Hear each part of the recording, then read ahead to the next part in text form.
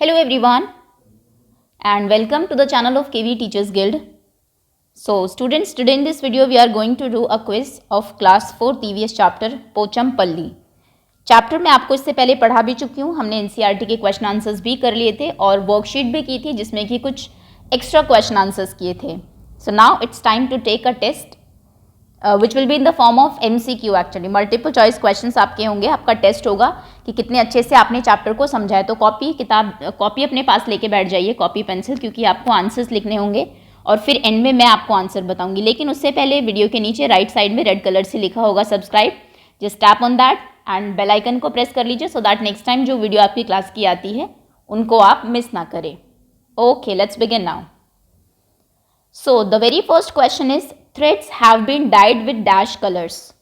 पोचमपल्ली में थ्रेड्स जो है वो किस कलर से डाई किए जाते हैं? आपके ऑप्शंस हैं green colour, light colour, red colour या फिर ब्राइट कलर्स. पोचमपल्ली के जो थ्रेड्स हैं उनको कौन से कलर से डाई करते हैं? ग्रीन कलर से हमेशा, लाइट कलर हल्के रंग, रेड कलर से या फिर ब्राइट कलर से. आंसर 1 लिखिए अपनी कॉपी में. ABCD जो भी आपको लगता है उसके सामने वो करेक्ट ऑप्शन लिख लीजिए और वीडियो के एंड में मैं आपको बताऊंगी कि फर्स्ट क्वेश्चन का क्या करेक्ट आंसर था. फिर आप देखेंगे आपका आंसर सही है या गलत. Next question is muga silk is a product of. Muga silk जो है वो किसका एक प्रोडक्ट है, किससे बनता है? आपके ऑप्शंस हैं A leech, B butterfly, C silkworm या फिर D अर्थवॉर्म. सिल्क का ही एक टाइप है मुगा सिल्क जो कि फेमस है थोड़ा सा ज़्यादा अपनी कुछ जो स्पेशल क्वालिटीज़ हैं उनकी वजह से. तो आप बताइए कि वो जो प्रोडक्ट है वो कौन बनाता है? क्या उसको लीच बनाती है, बटरफ्लाई बनाती है, सिल्क को सिल्कवॉर्म बनाता है या फिर अर्थवॉर्म बनाता है? ओके, आंसर आपने कर दिया होगा. और देखिए सिल्क इस तरीके से बनाया जाता है. ये आपको कीड़ा दिख रहा है यहाँ पर, ये सिल्क का कीड़ा है, भले आपने शायद ना देखा हो. और सिल्क के जो कीड़ा है उसको लोग पालते हैं जिसको कि सेरीकल्चर कहते हैं. सेरीकल्चर जो जैसे जो किसान हैं उनको वो एग्रीकल्चर के से रिलेटेड होते हैं, है ना, एपीकल्चर. ऐसे ही इसको पालने को, कीड़े को पालने और सिल्क बनाने का जो काम है उसको सेरीकल्चर कहते हैं. इस तरीके से इसके चारों तरफ सिल्क होता है. सिल्क को फिर रिमूव कर लिया जाता है, हटा लिया जाता है. और देखिए इतना सारा सिल्क, क्योंकि बहुत सारे जो कीड़े हैं, वॉर्म्स हैं, उनको पाला जाता है. इस तरीके से फिर वो सिल्क बनता है. फिर उसके जो आपकी साड़ियाँ और जो अदर प्रोडक्ट्स हैं, क्लोथ्स हैं, वो बनाए जाते हैं. अगला क्वेश्चन है which among the following is not a handicrafts work. इनमें से कौन सा एक हैंडीक्राफ्ट का काम नहीं है? हाथ का बना हुआ जो हैंडीक्राफ्ट होता है. Sugar production, handmade brooms, carpet weaving, embroidery. चीनी बनाना, हैंडमेड ब्रूम्स झाड़ू बनाना हैंडमेड, कारपेट वीविंग कारपेट को वीव करना, बुनना, या फिर एम्ब्रॉयडरी करना. एम्ब्रॉयडरी आपने देखी होगी साड़ी या फिर किसी प्लेन क्लोथ के ऊपर की जाती है. इला वाला चैप्टर आपने पढ़ा भी होगा, उसमें इला जो है वो एम्ब्रॉयडरी ही करती थी. तो बताइए कौन सा हैंडीक्राफ्ट का काम नहीं है? Okay, next question is large section of traditional Kashmiri workers are dedicated to the art of dash and also making it through generations. एक बहुत बड़ा सेक्शन जो ट्रेडिशनल कश्मीरी वर्कर्स हैं वहाँ के, वो किस आर्ट के लिए डेडिकेटेड है और जनरेशन टू जनरेशन उसको पास भी कर रहा है? आपके ऑप्शंस हैं क्विल्ट बनाने के लिए, शॉल बनाने के लिए, कारपेट्स बनाने के लिए या फिर ब्लैंकेट्स बनाने के लिए. कश्मीर में एक बहुत बड़ा सेक्शन जो है वो हैंडीक्राफ्ट के लिए जाना जाता है. तो वो क्या चीज़ बनाते हैं? आपके ऑप्शंस हैं क्विल्ट रजाइयाँ बनाते हैं, शॉल बनाते हैं, कारपेट बनाते हैं ज़मीन पर बिछाने के लिए, या फिर ब्लैंकेट्स बनाते हैं, कंबल. ये क्वेश्चन अगर आपको थोड़ा सा वो याद हो, वुल वाला जो एक चैप्टर है, आई थिंक वो 5th क्लास में है. Okay, leave it now. चलिए मैं थोड़ा सा बता देती हूँ. एक पश्मीना, अगर एक सेकेंड, शायद स्लाइड ऐड की हो लास्ट में. यस, नहीं ये इसका नहीं है. एक बहुत ही फेमस कपड़ा है, क्लोथ है कश्मीर का, जिसे हम बोलते हैं पश्मीना. और चलिए मैं बता ही देती हूँ क्योंकि यहाँ पे बताना ज़रूरी है. पश्मीना के शॉल्स होते हैं, इतने थिन, इतने बारीक होते हैं वो शॉल कि ऐसा बोलते हैं कि एक रिंग जो है, आप जो अंगूठी हाथ में पहनते हैं, पूरा शॉल उससे पास आप कर सकते हैं. लेकिन इतने गर्म होते हैं कि एक शॉल 6 स्वेटर्स के बराबर वार्मथ होती है उनके अंदर। ओके, तो पश्मीना एक फेमस वहाँ की जो भेड़ होती है, सिर्फ वही वो ऊन जो है, वूल जो है प्रोड्यूस करती हैं और उसके शॉल्स बनाए जाते हैं। तो यानी कि यहाँ पर आपका शॉल करेक्ट है। अगर आपने शॉल आंसर दिया तो आंसर सही है, otherwise the answer is wrong. आगे आते हैं, next question is what is capital of Telangana. Telangana की कैपिटल क्या है? आपके ऑप्शंस हैं जयपुर, हैदराबाद, चेन्नई या फिर पणजी। तेलंगाना की बात हुई है क्योंकि आपके जो चैप्टर है में जो जगह का नाम मेंशन किया हुआ है वो तेलंगाना में ही है। तो कैपिटल आप बताइए क्या है। एक बहुत ही रीसेंट ये स्टेट बना है आंध्रा से अलग होके, और अभी आंध्र प्रदेश की कैपिटल भी चेंज हो गई, ये मैं आपको बताती रहती हूँ। तो तेलंगाना की कैपिटल, चलिए आंसर कर दिया होगा आपने। Next question is the size and number of needles change according to the dash. कितनी नीडल होगी, क्या नीडल का साइज होगा, बारीक होगी, मोटी होगी, कितनी नीडल्स लगेगी, वो चेंज होती रहती है। जो मशीन है जिसमें कि फैब्रिक को बनाया जाता है, आपके क्लोथ्स को बनाया जाता है, तो वो नीडल किसके अकॉर्डिंग चेंज होती है? डिज़ाइन के अकॉर्डिंग, जैसा डिज़ाइन होगा उसी के अकॉर्डिंग नीडल्स लगेगी। फैब्रिक के अकॉर्डिंग, जैसा फैब्रिक होगा, सिल्क है, कॉटन है, जो भी है, वुल है, उसके अकॉर्डिंग चेंज होती है। टेम्परेचर के अकॉर्डिंग चेंज होती है, गर्मी है तो अलग नीडल लगेगी, सर्दियाँ हैं तो अलग लगेगी। या फिर थिकनेस ऑफ मटीरियल, कितना मटीरियल थिक है उसके अकॉर्डिंग नीडल्स चेंज की जाती है। ए, बी, सी या डी, 6 क्वेश्चन का कौन सा आंसर करेक्ट है? चलिए आंसर कर दिया होगा आपने। आगे आते हैं, where is Pochampally village located.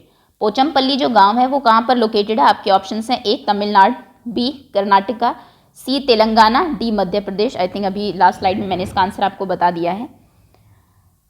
Pochampally एक फेमस विलेज भी है और एक आर्ट फॉर्म भी है, एक साड़ी का टाइप भी है, एक आपका जो फैब्रिक है उसका टाइप भी है। तो बताइए पोचमपल्ली है ये कहाँ पर है? क्या ये स्टेट ऑफ तमिलनाडु में है, कर्नाटका में है, तेलंगाना में है या फिर मध्य प्रदेश में है?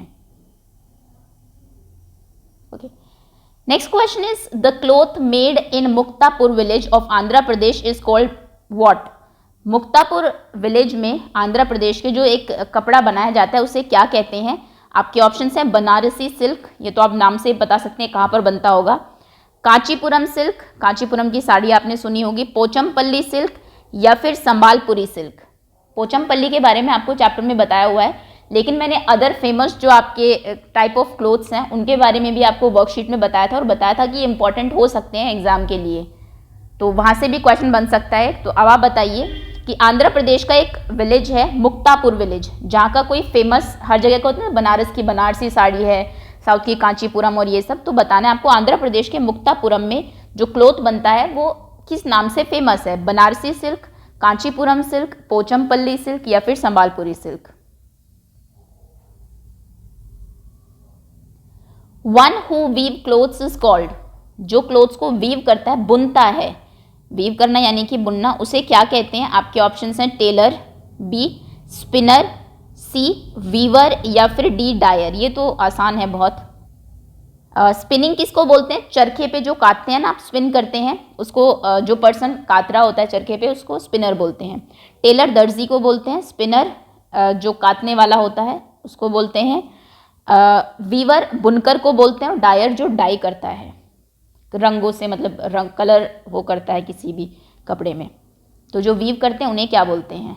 Okay, next question is the reason people are leaving the weaving is called is because of the.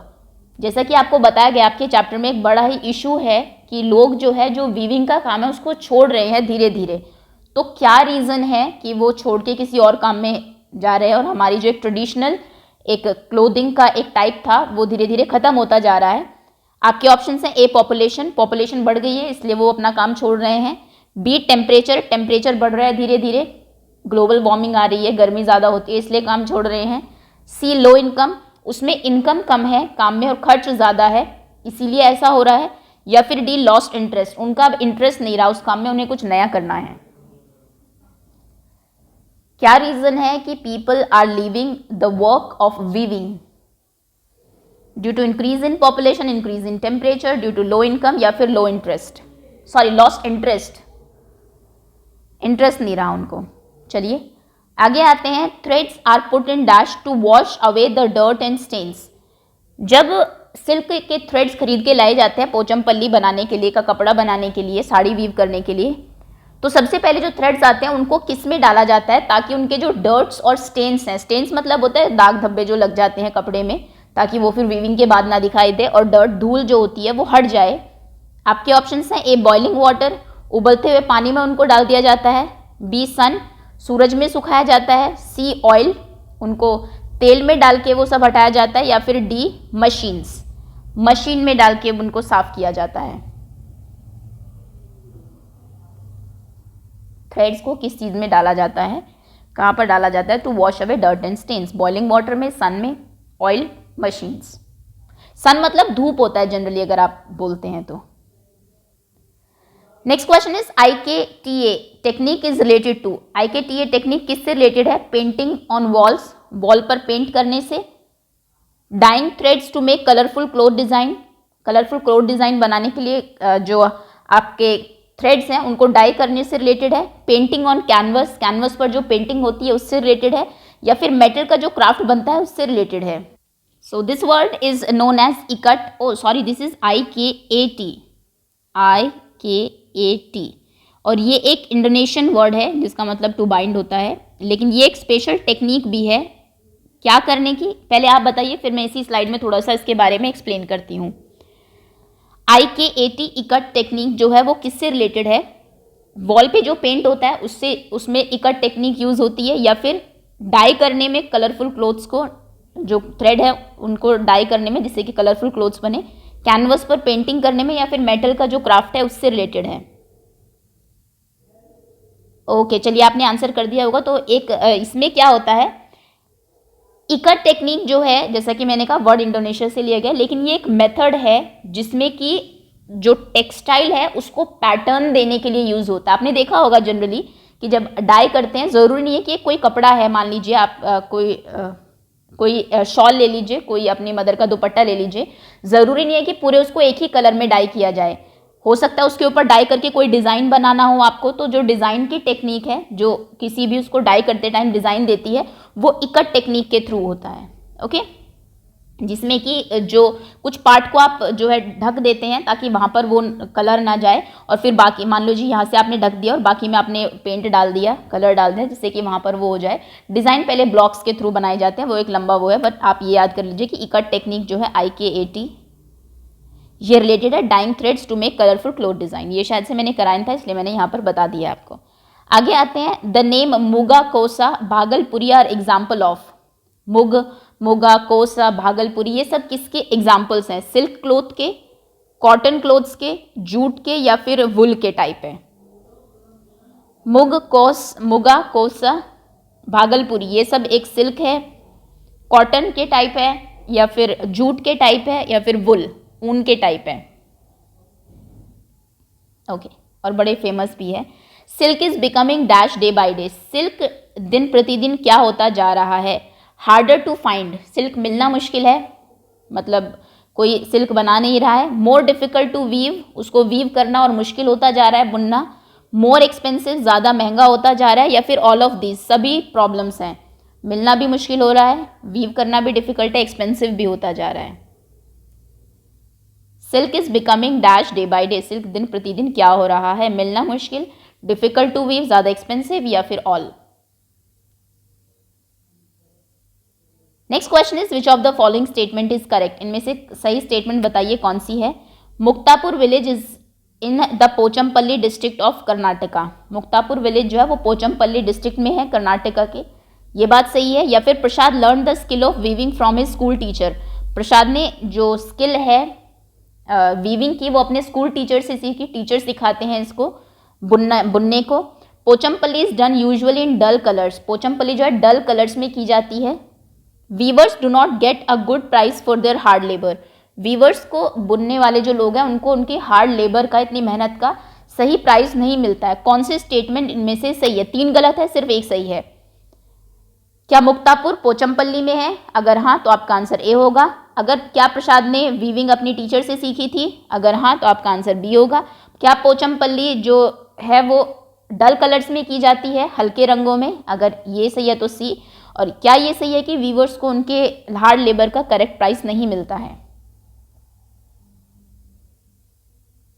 Next question is Madhubani painting are famous in dash. Madhubani paintings जो है वो कहाँ पर फेमस है? मधुबनी आपने देखी होगी, आई थिंक सेकंड क्लास की बुक से स्टार्ट हो रहा है। इस तरीके से ये बनाई जाती है, एक ट्रेडिशनल पेंटिंग है। तो बताइए कहाँ पर फेमस है? बिहार, उत्तर प्रदेश, आंध्र प्रदेश, असम। जैसे कि पोचमपल्ली जो है आपका वीविंग का एक, ये पोचमपल्ली डिस्ट्रिक्ट के नाम से पड़ा है। इसी तरीके से मधुबनी जो पेंटिंग है वो भी मधुबनी डिस्ट्रिक्ट के नाम से पड़ी है, आपने शायद पढ़ी भी होगी ईवीएस में। तो मधुबनी डिस्ट्रिक्ट कहाँ पर है? बिहार में, उत्तर प्रदेश में, आंध्रा में या फिर असम में। बड़ी ही फेमस पेंटिंग है, आपके स्कूल्स में दीवारों पे आपने देखी होगी, कई बार बुक्स में भी दे दी जाती है, सेकेंड क्लास की मैथ्स की बुक में भी है ये। Next is which thread is use to weave cotton clothes. Cotton के कपड़े बुनने के लिए कौन सा थ्रेड यूज किया जाता है? आपके ऑप्शंस हैं नायलॉन, कॉटन, रेयॉन या फिर सिल्क। ये टाइप ऑफ क्लोथ्स है। नायलॉन का क्लोथ होता है जिसमें कि जो बहुत ज़्यादा ब्रीदेबल नहीं होता, हवा पास नहीं होती। कॉटन क्लोथ होता है जिसको आप सर्दियों में गर्मियों में पहनते हैं। फिर रेयॉन का होता है, सिल्क होता है बड़ा ही ब्राइट कलर्स का और थोड़ा जो है शाइनी भी होता है ना। तो देखा होगा सिल्क तो आपने ज़रूर। तो बताइए कॉटन क्लोथ्स किस उससे बनता है? Easy question. Next is what is the major occupation of the people of Muktapur village. Muktapur village के जो लोग हैं उनका मेन ऑक्यूपेशन क्या है? आपके ऑप्शंस हैं टीचर्स, वहाँ के लोग ज़्यादातर टीचर्स हैं, डॉक्टर्स हैं, वीवर्स हैं या फिर म्यूजिशियंस हैं। एक ही विलेज की आपको स्टोरी दी हुई है। आई डोंट थिंक इसमें से बहुत ज़्यादा क्वेश्चंस बन सकते हैं कुछ, बट अदर क्वेश्चंस काफ़ी बन सकते हैं रिलेटेड टू जो आपके टाइप ऑफ क्लोथ्स होते हैं, टेक्सचर है अलग अलग।